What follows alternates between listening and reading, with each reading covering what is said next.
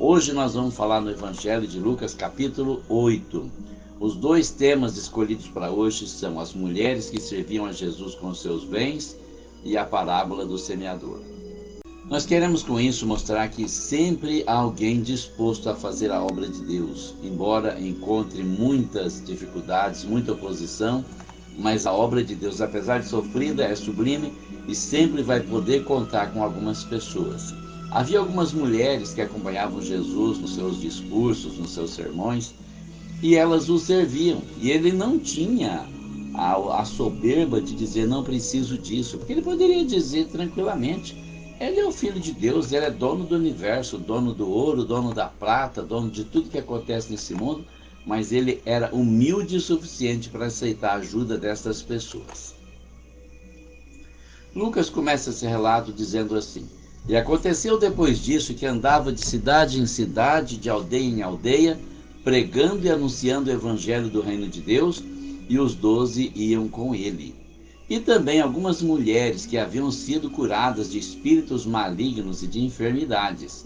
Maria, chamada Madalena, da qual saíram 7 demônios, e Joana, mulher de Cusa, procurador de Herodes, e Susana, e muitas outras que o serviam com as suas fazendas.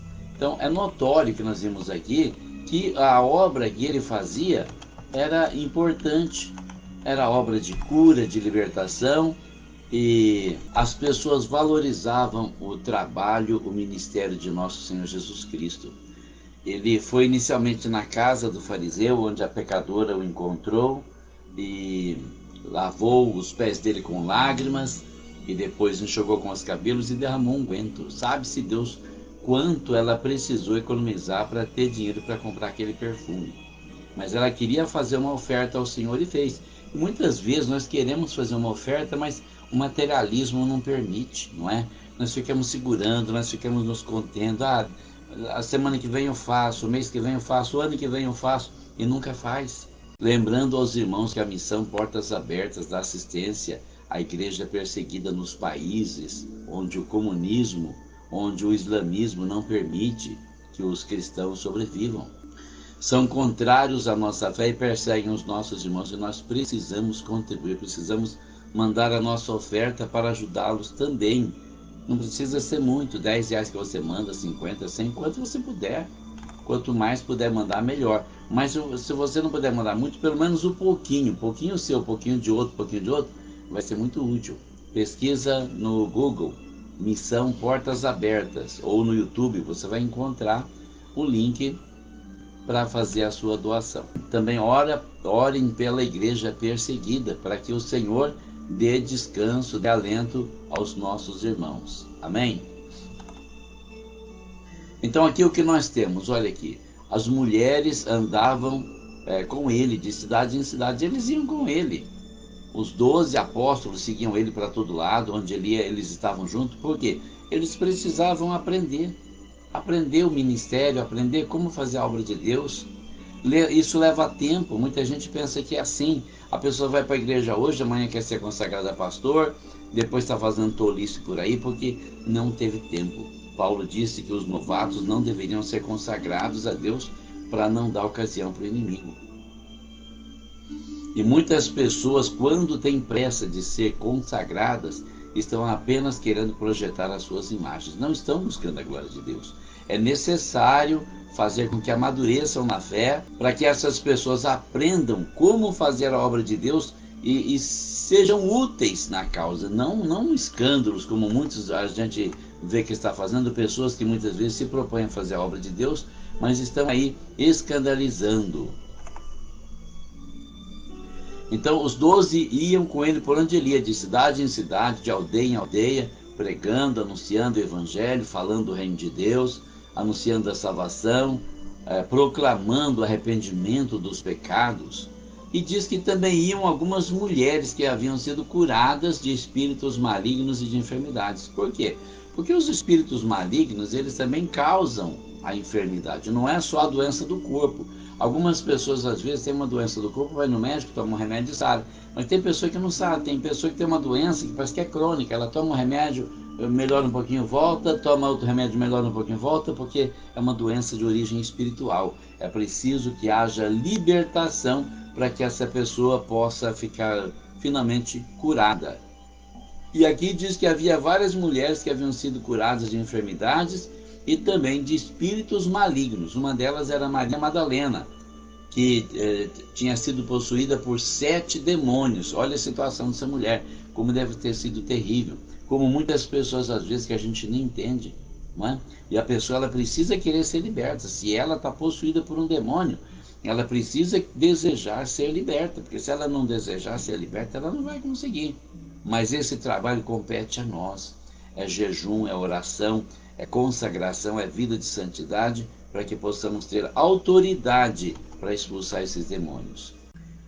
E fala de uma mulher importante também, Joana, mulher de Cusa, procurador de Herodes, administrador do rei Herodes. Olha só, uma mulher importante, seguindo Jesus e que também o servia. E Susana, não tenho noção de quem é essa Susana, mas quando menciona ela ao lado de Joana, devem ser mulheres importantes, mulheres da corte, né?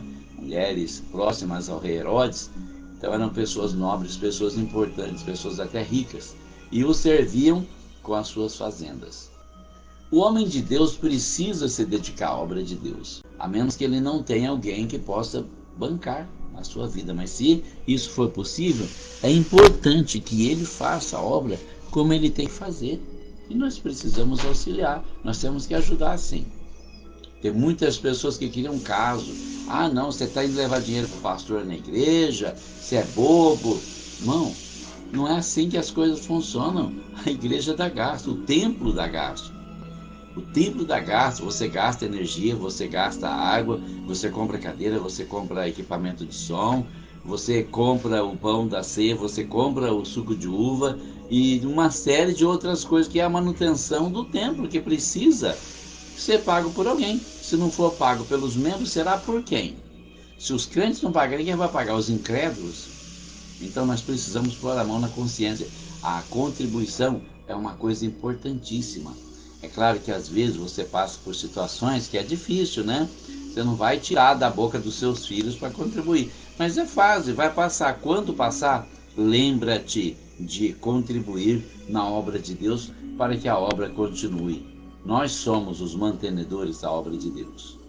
Na parábola do semeador, Lucas diz: ajuntando-se uma grande multidão, e vindo ter com ele gente de todas as cidades, disse por parábolas: um semeador saiu a semear a sua semente. E quando semeava, caiu alguma junto do caminho e foi pisada, e as aves do céu a comeram. E outra caiu sobre pedra, e nascida secou-se, pois que não tinha umidade. E outra caiu entre espinhos, e crescendo com ela os espinhos a sufocaram.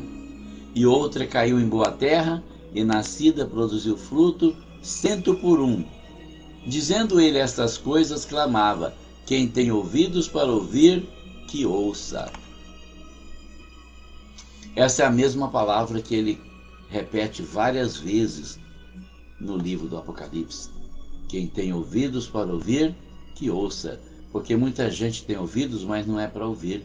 Muita gente tem ouvidos para pensar por si próprio, para ir contra o que está escrito na palavra de Deus, ou contra aquilo que não é dos seus interesses. Se é do seu interesse, bem, se não é, a pessoa não aceita. Mas Jesus está dizendo aqui: quem tem ouvidos para ouvir, que ouça.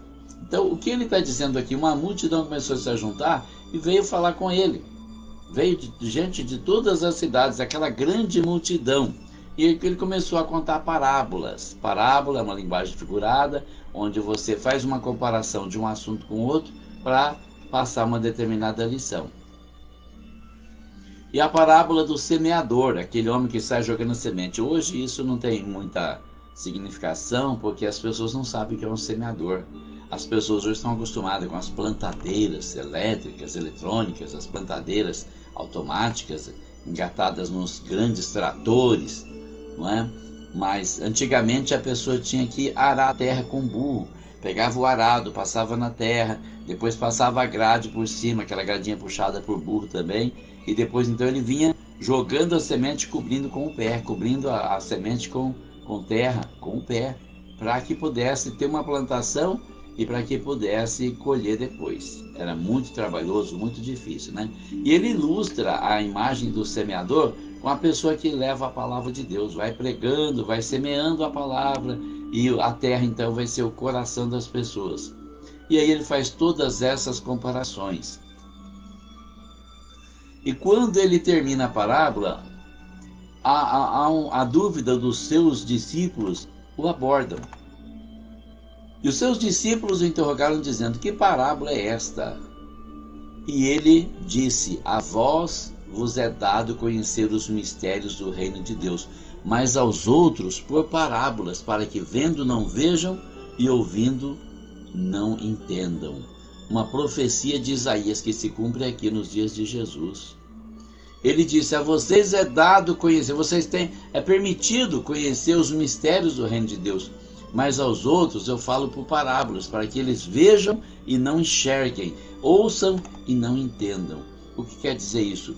Quanta gente está morrendo, quanta gente deixando esse mundo sem Deus, sem paz e sem salvação. Muita gente que se apega à religião, muita gente que se apega à tradição, muita gente que se apega às suas boas obras, muita gente que confia na sua própria justiça e não conhece os mistérios do reino de Deus. Olha, a salvação do Senhor é tão abrangente, não é só livrar uma alma do inferno, ele salva a gente de todas as situações em que nós podemos ser salvos. Eu fui salvo de todas as formas. Eu poderia já ter morrido há muito tempo, ou eu poderia estar ainda hoje lá no meio da lavoura, nessas noites frias, para ganhar um salarinho de fome, pouco mais do que salário mínimo, como era na época, sabe? Das 6 da tarde às 6 da manhã, passando frio, passando sono, sozinho na roça, no maior desconforto, mas o Senhor me salvou disso também. Ele guiou a minha trajetória para o caminho da vitória. Ele me deu vitória, uma estrondosa vitória, porque ele não somente me livrou do temor do inferno, mas ele me levou de volta para a escola, me fez fazer uma faculdade, ter uma profissão, ter condições hoje de ter uma vida muito melhor que eu tinha. Então eu fui salvo de todas as formas, na vida espiritual, na vida material, na vida profissional, de todas as formas ele mudou a minha vida. Você precisa entregar sua vida ao Senhor Jesus Cristo, deixar ele governar a sua vida, deixar ele tomar conta do seu coração, da sua vida, do seu destino, para te dar um destino melhor. Às vezes eu falo para os meus alunos na sala de aula que quando eu vou trabalhar de manhã, eu saio de casa às 6 horas da manhã, encontro muita gente da minha época por aí, empurrando um carrinho e recolhendo recicláveis, fazendo isso para sobreviver.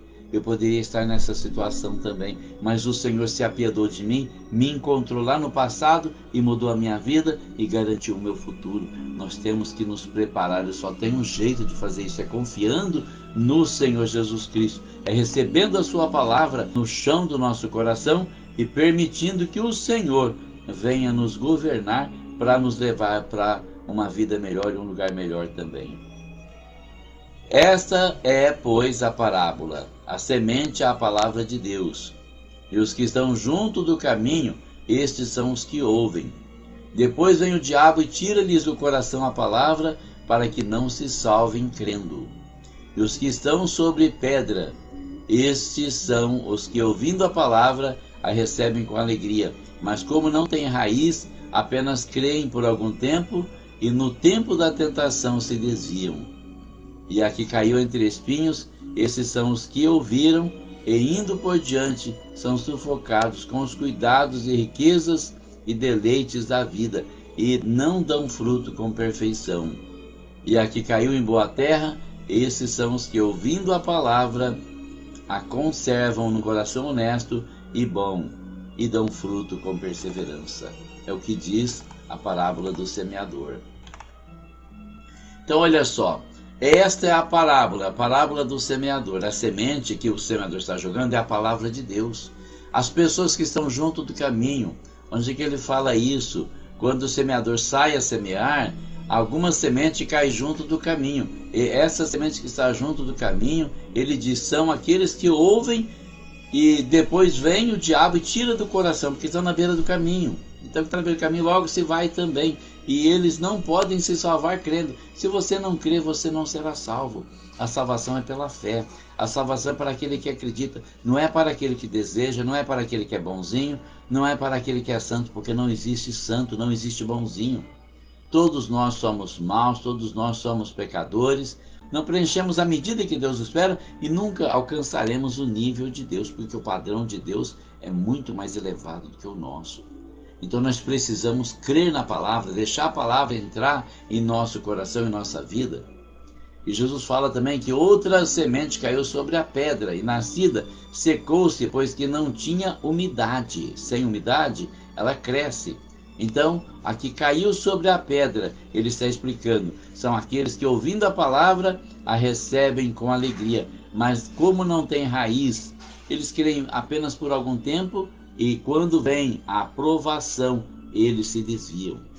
Se você joga uma semente em cima da pedra, talvez tenha alguma terra em cima da pedra, ela brota, mas não dá para criar raízes, porque a pedra não permite que a raiz desça até o chão. Então, brevemente, você vai perder também a vida da sua semente. E ele fala também daquela semente que cai entre espinhos. As sementes que caem entre espinhos são aqueles que ouviram e foram por diante, mas foram sufocados com os cuidados e riquezas e os prazeres da vida, e não dão fruto com perfeição. Porque, irmão, se você recebe a palavra de Deus, mas fica preocupado com o que vai ser da sua vida, se você busca riqueza, se você está preocupado com os prazeres desta vida, você não tem raiz, você não vai conseguir viver uma vida de perfeição diante de Deus e vai ser reprovado, vai ser aquela semente que logo é sufocada, logo morre, logo acaba. Mas tem um outro tipo de semente que cai em boa terra. Segundo ele, cai em boa terra e quando nasce produz fruto 100 por 1. Ou seja, cada semente vai produzir mais 100 sementes como ela. Então o que ele está dizendo? Que caiu na boa terra são aqueles que ouvem a palavra e aguardam no seu coração e se esforçam para dar fruto na presença de Deus. Então, que tipo de chão é o seu coração? Que tipo de solo é aquele onde foi plantada a semente que você ouviu? Pense nisso. Pedindo oração dos irmãos, orem por mim, porque eu não quero que o Senhor prolongue minha vida na terra. Eu só quero que o Senhor me dê saúde até o último dia, é tudo que eu peço. Orem por mim. Também estou orando por vocês, meu caderninho verde está sendo apresentado todos os dias diante do Senhor de manhã. E também orem pelo pastor Lorival Martins de Oliveira, de Morro Agudo, para Deus lhe dar um novo pâncreas e uma nova coluna, para ele continuar servindo ao Senhor com alegria. Orem pelo Brasil também, para o Senhor nos dar vitória. Irmãos, orem pela nossa nação. Não tenham preguiça, orem, porque o Senhor vai nos dar vitória, tenho certeza. A palavra de Deus é fiel, o Senhor não tarda e nem falha. Ele chega na hora certa, no tempo certo, ele age e traz libertação. Que Deus abençoe você, que Deus abençoe a sua família, que Deus abençoe o Brasil, em nome de Jesus.